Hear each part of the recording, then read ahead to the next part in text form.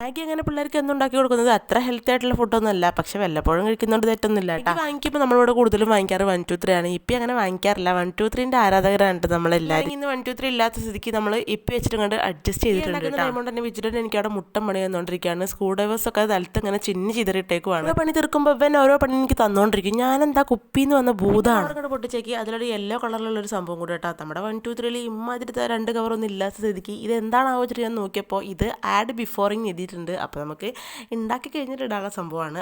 എന്തായാലും വേണ്ടി ആരാധക ഏറ്റവും കൂടുതൽ നമ്മുടെ വിച്ചുട്ടിനാണ് കേട്ടോ. ഫുഡ് ഇങ്ങനെ വായിലൂടെ ഇറങ്ങില്ലെങ്കിലും മാഗിൻ്റെ സ്മെല്ല് കേട്ടാൽ അവർ പെട്ടെന്ന് മനസ്സിലാവും. പാത്രത്തിൽ നമ്മളിവിടെ റെഡി ആയിട്ട് നിൽക്കുകയാണ് കേട്ടോ. മാഗി ഇവിടെ തിളച്ചുകൊണ്ടിരിക്കുമ്പോൾ തന്നെ പാത്രത്തിൽ ഇവിടെ സർക്കസ് വിളിക്കുകയാണ്. സംസാരിക്കാനായിട്ടില്ലെങ്കിലും അക്ക അക്ക എന്നൊക്കെ പറയുമ്പോൾ ഞാനിങ്ങനെ എന്താണെന്ന് ഊഹിച്ചെടുക്കാറാണ്. അപ്പോൾ ഇതാ പാത്രം വേണമെന്നാണ് പറയുന്നത്. പാത്രം കൊടുത്തേക്ക് അവൻ്റെ വക ഒരു ഡിസ്കോ ഡാൻസും കൂടെ പാസ്സാക്കി വിട്ടിട്ടുണ്ട്.